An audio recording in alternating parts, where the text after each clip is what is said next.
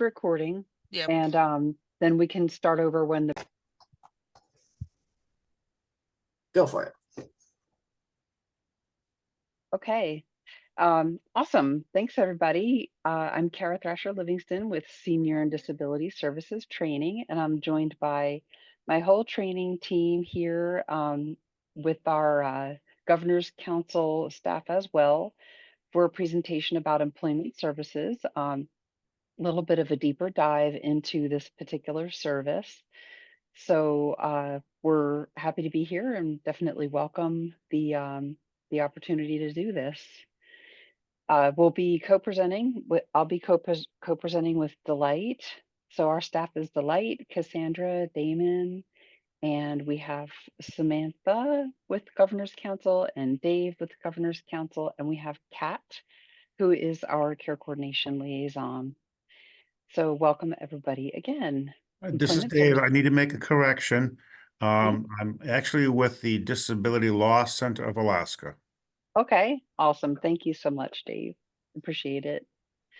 All right, employment services beyond the basics. Recording is paused, Kara. I think Sam need to hit recording. Okay, try it. Okay, it says recording. Hopefully it'll be caught on one of our computers. We can check it and see. Okay, all good. So how do regulations work? We thought we'd start with some basics. This might be helpful for if you're thinking about these concepts and it's very helpful for getting information, especially at the current time. Regulations in general, a law is made, and that involves a lot of different processes. So in this case with employment services, we have employment services regulations, i.e. laws that are already made. Changes can be proposed to any law. Then people are invited to give public comment. And this is how we engage in, we have our public who is affected by the law, what we call stakeholders, somebody who's directly affected by the law, or anybody who has an opinion about it can give public comment. And the public comment period has a way that it works. Folks are invited to give public comment in a session, a live, like a phone call or a Zoom session or a live session. They can also give public comment through email or other kinds of like leaving a message at a particular phone number in order to inform our division about impact to the person affected by the changes.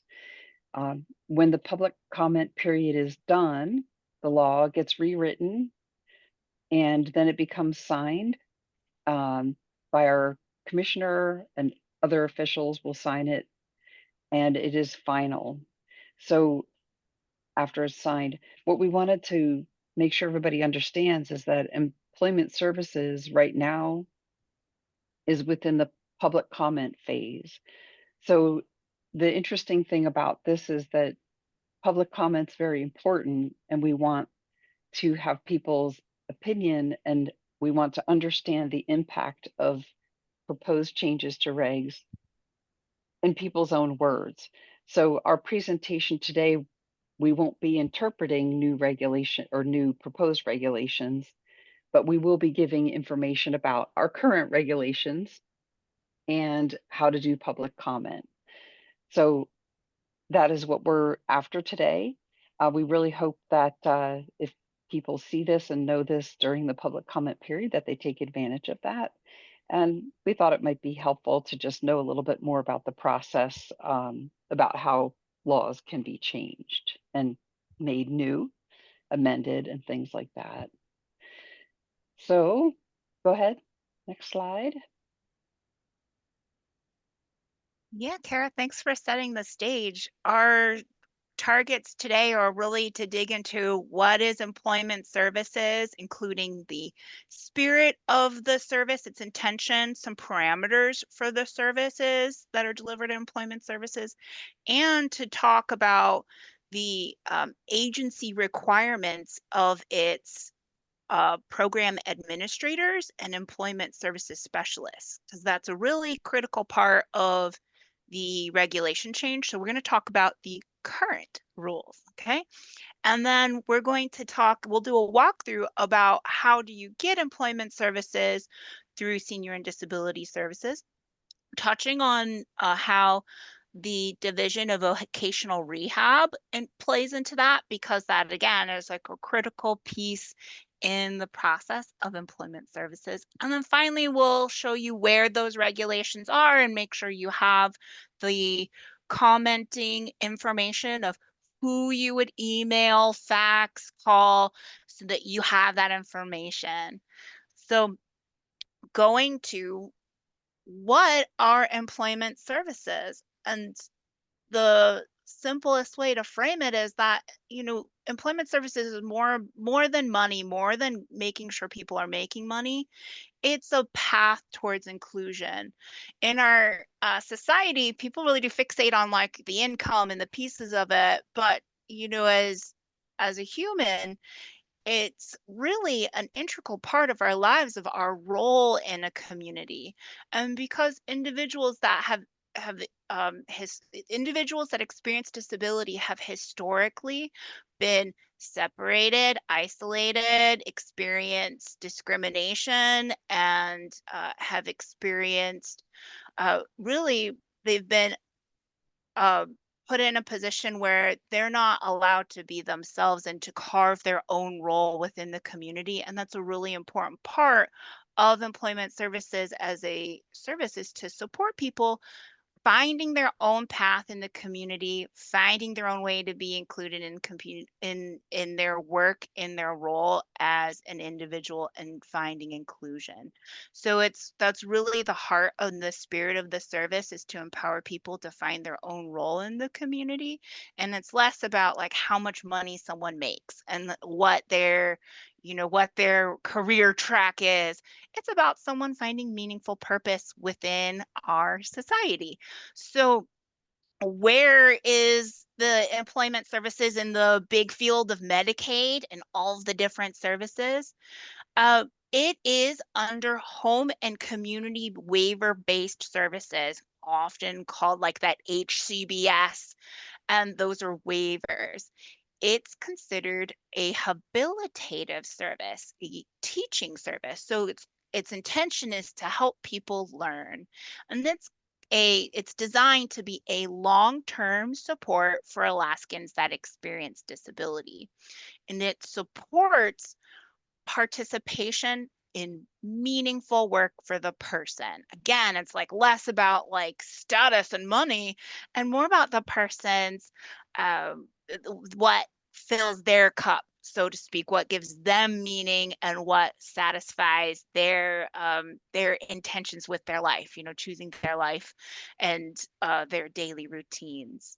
So to qualify for employment services, you do have to have Medicaid and be on a home and community-based waiver.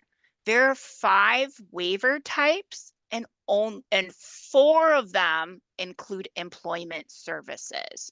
So we have adults with physical and developmental disabilities, APDD, children with complex medical conditions, CCMC. I like to stop on that one because kids can have employment services. People forget that, teenagers have jobs, and that's an important thing to remember.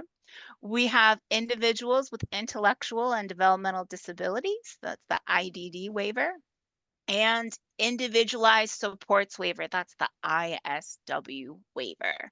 So you have to qualify for Medicaid and qualify for one of these waiver types to be able to pursue employment services. Why is it employment services? What does that include? Well, there are 2 specific types of services. One of them is called pre-employment services. This is a short term, specifically 3 months, that's what it's in regulation, for teaching habilitative to develop your work readiness skills and strengths and to start or change your career. A little bit more of a deeper dive into this service. A lot of people don't realize that you can request pre-employment services again. So you use it once, but you can request it again. In regulation, there are specific reasons why you could request it, and a lot of them pertain to not finishing pre-employment services. But I think everyone should know that you can always request something again for consideration. So you've had pre-employment in the past, and then, a couple years later, and you want to change your career, you can request it again. You'll just have to explain what you're pursuing. What are those goals going to be? Why do you need job readiness skills after you've had employment services for a period of time? Supported employment is your long-term habilitative supports for equal work and career opportunities. So this is that long-term support that would and could support someone through their entire career as they navigate the dynamics of the workplace, and supports them with the barriers or challenges that they might need to be able to be successful in the work that they choose to do. Another kind of deeper dive into these two ideas is that you can have both of these services at the same time on your support plan. Like, you're working a career, you're working at a grocery store and you say, I'm not into the grocery store anymore. I want to start thinking about starting my own business gardening because I work in the produce section, but now I want to start working at a farmer's market. You could have pre-employment to start developing your own business plan for that while maintaining your job at the grocery store. You just can't have both services running at the same time, like the same time slot. The 9 to 5 work at the grocery store can't include pre-employment at the same time. It would have to be a separate time that service would be delivered to work on that pre-employment skill. So where does this kind of work in? This is sort of, I'm going to say it plain, these are like the legal arenas, the legal areas that you can have pre-employment. And this is like a regulations terms, if you're looking at regs, competitive integrated employment. And that's just a fancy word of saying, phrase to say work in the community, working at a bank, working in the library, working at that grocery store. So that is one technical term and one section of pre-employment regs, kind of working within our broader community. Self-employment is running your own business, and our employment services do support that in regulation. Our employment services also supports subsistence activities. Again, it's not always about money. It's about someone's role and about someone's place in the community. And it is a type of self-employment because you're gathering resources that, you'd have to buy otherwise. So you can create a plan that is based specifically on pursuing subsistence activities as a form of employment. So where can you have these services delivered? This is really all specific to the idea of any community work setting. A setting is another legal term for an environment, a location, or a place. And so you can work in the community, you could work from home, or you could work outdoors in nature. So that's really the parameters of being out and about or working in a place of your choice, like working from home. But remember the spirit of the law here, the rule of employment services is that it supports inclusion. So all of the settings have to be inclusive, where individuals work with other individuals, alongside, that may not have a disability. So it's inclusive. employment services can't be used to create a sheltered workshop or an isolated experience where an individual is separated from the broader community and they're not allowed to work with others that within that diverse community. So now we're going to kind of pivot to our agency requirements. So when we have an employment services agency, there is a program administrator of that program. So an agency is who's delivering the service to you, and that particular business that delivers the service. The program administrator has to be at least 25 and have at least 1 year of management experience in the human services field. They also have to meet educational requirements, which if you dig into the regulations includes having a degree, a certification, some education or work experience, and it can be a combination of both, and the regulations outline the specifics of those various combinations. There are also some skill requirements that are identified, and these rules are placed in the conditions of participation and are connected in the regulation as well. Those skills include you have to have the skills of an employment service specialist. So that's the person that would deliver the work. So as the program administrator, you have to be able to know what the work is, do the work yourself so that you can coach your staff to do the work. You also have to have administrative knowledge. So that's like being able to lead with the knowledge of the populations that you serve, the purpose for the service, and all the laws related to the service. And when we say laws, we're not just meaning the rules specific to Medicaid and waiver. We also mean federal tax rules, because if you're starting a small business, you want to make sure you're setting up the individuals so that they succeed in navigating the IRS. You have to be familiar with workers' compensation rules so that you can ensure the individual advocates for themselves if there's worker compensation. Because remember, the whole point of employment services is to ensure that an individual that experiences a disability is supported in equal access and opportunities. So it's really critical that our administrator is familiar with all of the laws to ensure that rights are preserved.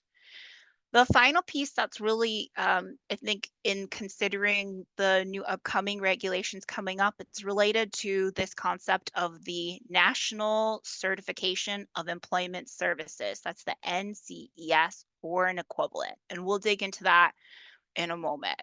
But first, let's talk about our employment service specialist. So this is the direct support professional, that DSP, that's working with an individual that's receiving employment services. These are their requirements under our rules. They have to be at least 18. They have to have a high school education or a GED diploma.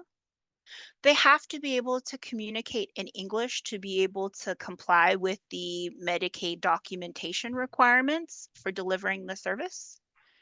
They also have to have skill sets that include job exploration and discovery. So looking for jobs that are a good fit or discovering jobs that might work for someone exploring their potential, so to speak.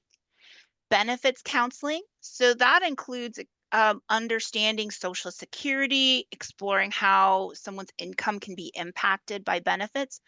There is a lot of misinformation and a lot of myth around individuals being able to work and continue to receive supports from Medicaid and Social Security. And an employment services specialist has to be able to support navigating that so that someone can work. Remember, it's not about the money, it's about the work, about that person's work and career, so they can do that while maintaining their benefits. They need to be able to research employment opportunities, have job development and job matching, finding a good fit or growing a career, identifying and teaching required employment related skills. So that's looking at, what's the job, and then figuring out what skills do we need to develop or support for the person to succeed in that job. And then job coaching and support is that on the job kind of support. So these are our requirements of our employment services specialist. They also are required to complete the National Certification of Employment Services, the NCAS, or an equivalent within 1 year of an employment. So what is this NCES training and equivalent? Well, it's through the Association of Community Rehabilitation Educators. Hello, this is Joseph. Hi. I believe I'm out front. Okay. Oh, okay. So that's like an accredited, it's an association, and that association created the National Certification Employment Services. This certification is offered through UAA, our Center for Human Development, through CHD. So we do have that available within our community. It is offered quarterly, so to speak, as a certification opportunity. There is an equivalent, and that is the Association of People Supporting Employment First, or APSE, and they have a certified employment support professional credential, or SEPS, which could replace NCES. So if you couldn't or didn't want to take the NCES, you could take the SEPS, the CESP in place, and it is offered online. If you were a provider or thinking about becoming a provider and trying to decide which one would work for you, there is a website that SDS kind of offers to individuals asking that question, what should I do? And you can decide which one will be best for you as a program administrator or employment services provider. What would be a better fit? So now we're going to transition to the idea of, well, now that we know what it is, what our providers have to be qualified for, how do you get employment services? So this is where we're going to talk about DVR, the Division of Vocational Rehab, waiver planning team, so how we kind of form everything together, and the support plan that you request employment services with. So before you can request employment services through SDS, you have to connect with the Division of Vocational Rehab, so DVR. And DVR has supports for both subsistence activities and transition tools for youth. So there are tracks and paths where, if you're working with a CCMC, an individual that that is a child, so a child with complex medical conditions, they can start in this process through DVR as a teen and transition through DVR to supported employment. And that's also possible with subsistence activities. It's a track that you can take as an individual. Your care coordinator is going to need to file a release of information, or an ROI, with DVR, because there are certain documents they need to collect to be able to submit with the support plan. Those documents include the transition letter and the individual plan for employment. This is sort of the path, the plan that DVR creates. When we talk about the transition letter, it really is kind of like the closeout letter, the letter that says that DVR has done all of its steps, and now this person is ready to transition to long-term supports for their employment. And that can look like two things.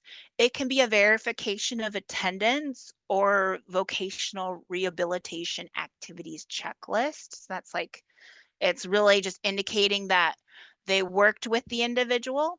Sometimes DVR, for whatever reason, does issue a closure letter that says they will not be able to assist the person. Either of those letters work, but it is important to get that individualized plan for employment, because that is a helpful tool in mapping long-term supports, because DVR goes through its own process of supporting the person and exploring their career path with the person. And when we transition to employment services, we want to pick up where that person left off for continuity of services and help them continue to grow for the long term.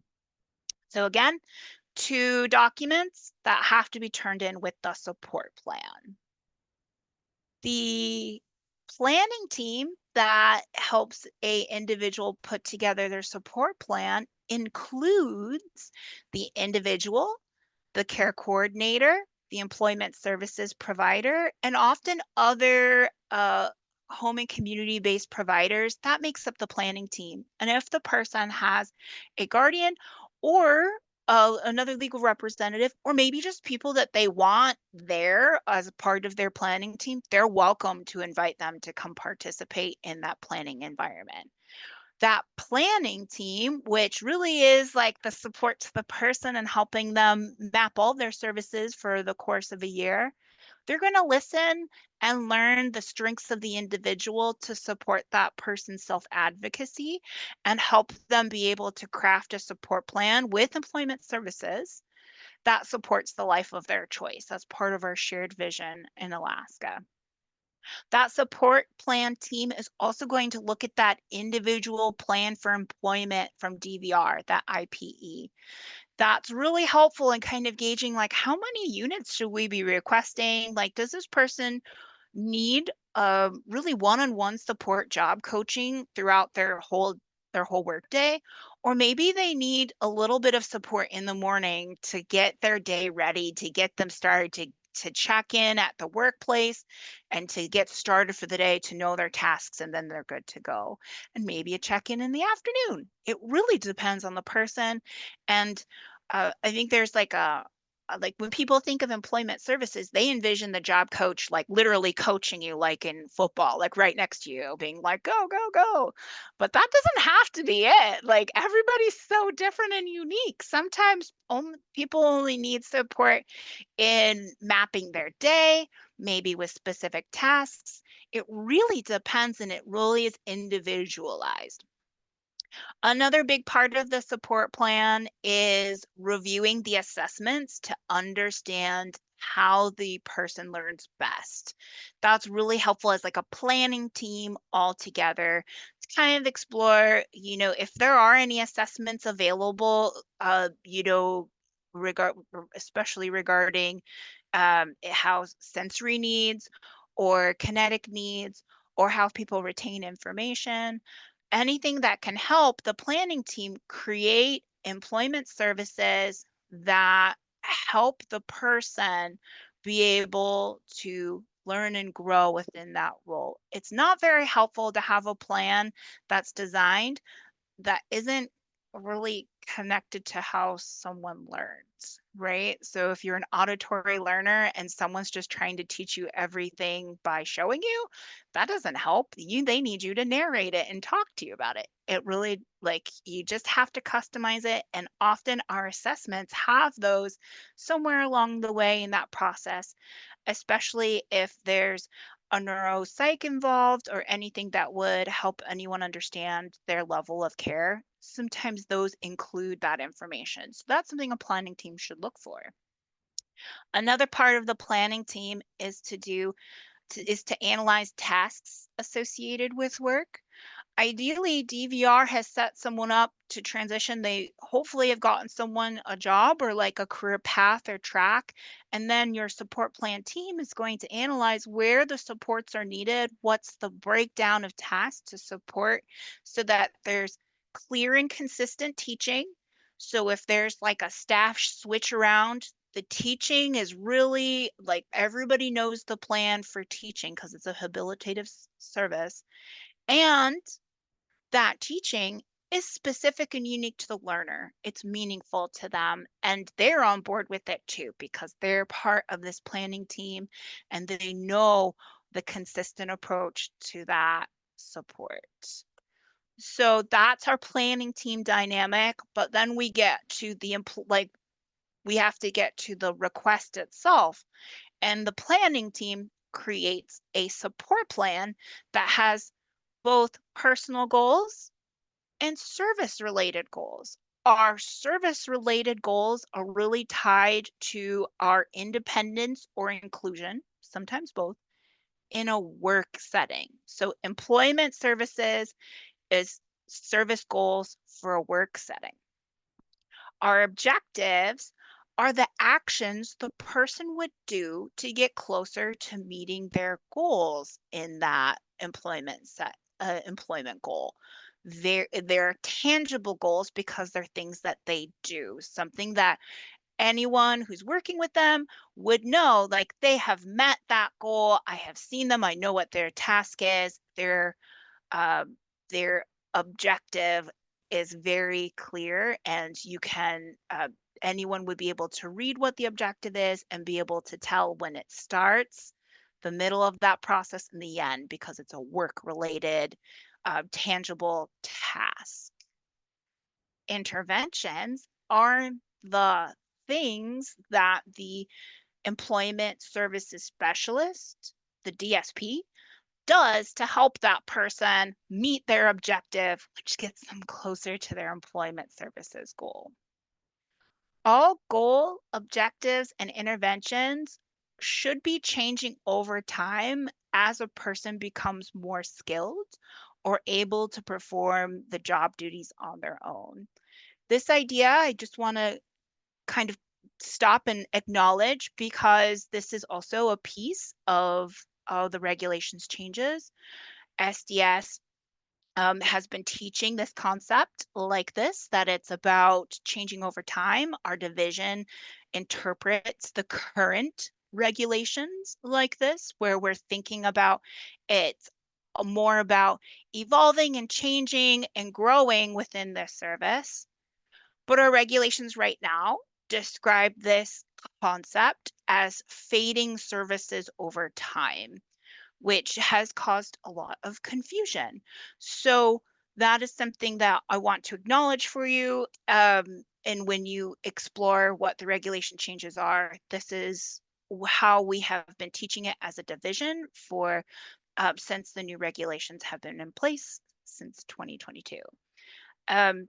So other pieces of the waiver support plan that's really important: staff have to document the services that they provide, that it is part of their note taking, and they have to review that information, as the planning team has to track and document progress to summarize on the renewal plan. So every time that an employment services provider works with an individual, they then have to document that interaction, the things that were accomplished, the things that worked, the things that didn't work, and keep it, collect it, and then review it as an agency, and then document it on the support plan. So that takes us to our last section here, where we're looking at where are the proposed employment services regulations, like how can I find them, and what are the things going on with that. Well, you can find this information. This is the summary from the online public notices system, and you can see this is the regulation that we're speaking to that modifies the requirement for services to decrease over time and modifies the language to maximize a recipient's independence when the recipient achieves a work-related goal. We also have, this regulation is about conditions of participation, and those conditions of participation are specific to employment services agencies, and that's where we see a modification to the training standards and certification requirements for providers, and where we've added a job coach. So you can look at those changes online. I saw in this meeting invite, Samantha has already pulled a lot of that information for you. but you can access it through this link. If you're not familiar with the online notification system, you can Google Alaska online public notices, and it is a little it's a little confusing to find sometimes. It's best to just use whatever link someone finds you to get you right there. But if you need to search notices, because it's a tricky system. I'm not gonna make it, I'm not gonna sell it that it's super smooth. It can be a little hard to navigate. The best thing that you can do is first select the department, because that narrows the information to the department. And then you can type in the text. In this case, I would put employment services and hit search. And you'll get a lot of pieces of information, so sometimes that can be overwhelming. You can further search for it by changing additional information. Like we want to look at public notices, and you have to hit search again. And oh, I think I missed it. It might be under regulations. Search. So you can see it's tricky for me too. And I looked this up earlier. There we go. Medicaid employment services. So you can click on that and that'll take you to that area where you can find this information. Again, though, you're welcome just to use the link. That's fine. You can use the eAlert link as well. And there is a time limit for public commenting. You have to complete public commenting. We encourage you to participate in that process by 5 p.m. October 7th.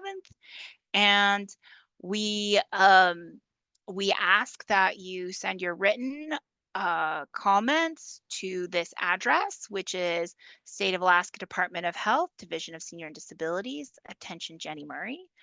Every regulation package goes to a person. So you'll see that it's always sent to a person. And there's our physical address on Burgaw Street. You can also email Jenny Murray or you can fax it.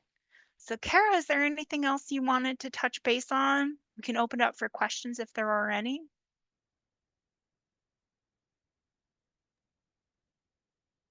I think you covered it really well, Delight.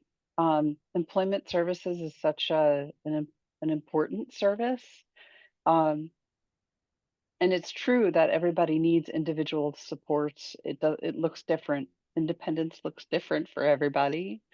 We're excited about people getting involved in commenting, just, to no impact. Any thoughts?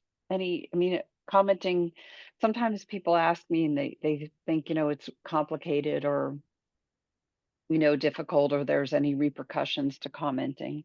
There aren't any. We just really want to know the best information from people who would use this service, people who support people using the service, agencies, our government partners, about what our regs should look like. But thank you, Delight. That was a wonderful, wonderful learning session. I learned a lot too. So Oh, wow. does our Good team audience effort. do we have questions? Go ahead, Samantha. Thank you, and very well done. I appreciate kind of a little bit of a deeper dive in understanding the concepts and where it goes and how it got there. My only real question at the moment, do you happen to know some of the numbers of who is using the employment services? I don't have that information. I'm sorry. You can always request that information. I don't know, Carol. That will be something you could request from the policy email box. Policy. Mm-hmm. Yeah, so their information's down there on the bottom, hss.dsds.policy@alaska.gov. They would take that as a public information request and search for it for you. That's information we can pull with our wonderful Harmony data system. Thank you. Mm-hmm. Hi, great presentation. This is Eric. My question is about the training requirement, you had NCES. Do you know what others are optional and accepted? Is Yeah, like let me, ESC, for example, is that an accepted option? yeah, and I'm sorry if I'm making you dizzy. I'm just shooting back to this slide. Okay, there, I missed it. Okay, perfect. Oh, it's okay. And what I can do is I can try to grab, whoops, sorry about that. Let me try to grab it and drop it into, oh, let me see. I think it's Okay, one more back. Let me try to grab this for you, perfect. because then you can check it out yourself. That's See. great. Thanks much. Yeah, yeah. Sometimes it's hard for me to pull things from the PowerPoint, so bear with me while I get you that link. And you're welcome to take a screenshot. We'll also give Samantha the PDF version of this. It has notes in it, which, you know, like take it as you will, and you can take it from there as well. Hi, Dave. How can we help you? What questions do you have? Well, I don't have a question. I've got a comment that an individual may also have resources, not just with DVR, but if they're Alaska Native, they could also work with the Tribal Voc Rehabilitation Program, like Cook and the Tribal. And Oh, oftentimes, and I Thank see you. Tina's here. She can speak to this if she wants, but oftentimes DVR and TVR will work together with the individual, not duplicating the services, but adding on and augmenting throughout the whole state. So that's a good benefit for a lot of folks who have two different avenues and resources, and it helps them later on when they go into the waiver service. Just a that, comment to make. thank you. I really appreciate that. I hadn't really thought about that. And, you know, as a state, we're actually really, um, I'm gonna like toot our own horn here. We are really trying to make employment services more meaningful for our rural Alaskan communities by leaning into subsistence. And that is, I mean, we're just a unique community in that sense, like as Alaskans, because employment looks different in rural Alaska. It's not always, you know, working at schools or the post office or the grocery store, which are like our standard rural community, like hub positions. They can look like participating in subsistence activities throughout all seasons of the year. So our tribal health consortiums are Alaska Native corporations and tribal organizations. Many of them do have different programs. There's so many different possible variations in each community that a care coordinator can really, one of the biggest reasons why care coordinators are community specific is that it's really a great and important role to learn what's available within your community. And so I have no doubt that we do have a lot of untapped resources within our communities just because we don't all know what we're all working on, you know, so it's important to kind of explore them. Do you know, do we have a shortage of care coordinators in the state? You know, it ebbs and flows at different times. And when I think that you know, I would say that there's always kind of a degree of a shortage because the caseloads vary so much. Some care coordinators have huge caseloads and some have very minimal. So it's hard to really gauge how well everyone is being served. We hear from our partners at Aging and Disability Resource Center that it is difficult to get a person connected to a care coordinator and then go through the application process. And I would put a solid stock, like I would believe that ADRC, those resources that are out there, if they're trying to connect someone with care coordinators and they're having a hard time doing it, then that's kind of indicative that shows that maybe we don't have enough. But it's tricky. It's tricky because it's a tricky process. It's hard to get certified. It's hard for a good reason, right? Like we make it so that we have qualified providers. But the learning curve to be a care coordinator is very steep because you have to be the jack of all trades and master of none. This is just one service of the many services that an individual on waivers could receive. So it's hard to recruit and retain care coordinators because it is a very challenging position. Great, thank you. And great presentation, by the way. Thank you.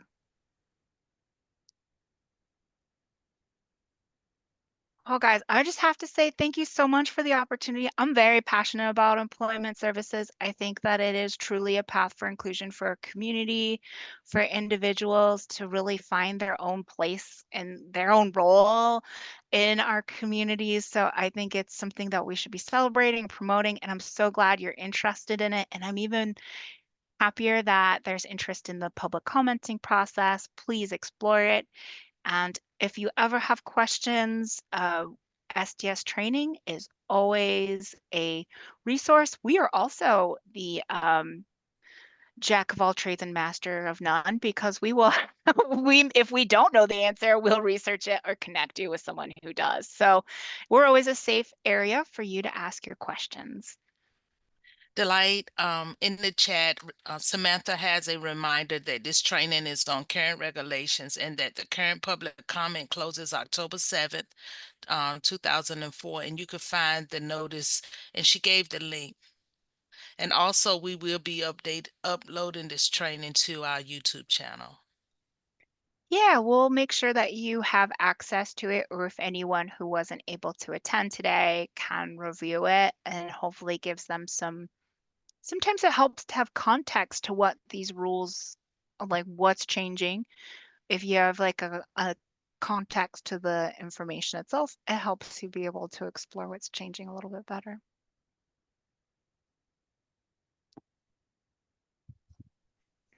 Well, you And guys just, oh, go ahead. just another plug, Kara said we always need more care coordinators, Always. always. People retire and we need new people, and we really need care coordinators in our rural communities because of the unique lifestyles that are in our different communities in Alaska. So always out for looking for our homegrown care coordinators.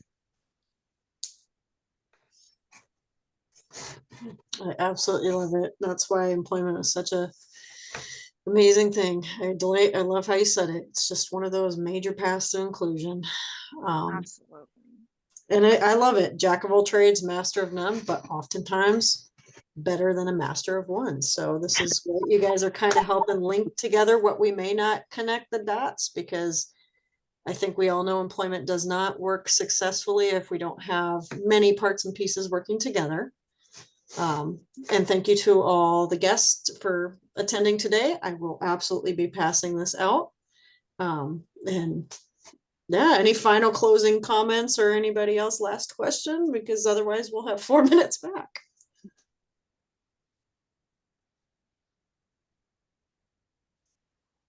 Just gratitude. Thank you so much for having us.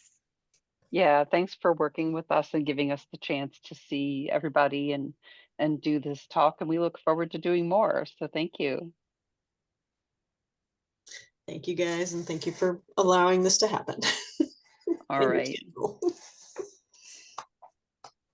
Bye. Bye for now. Okay.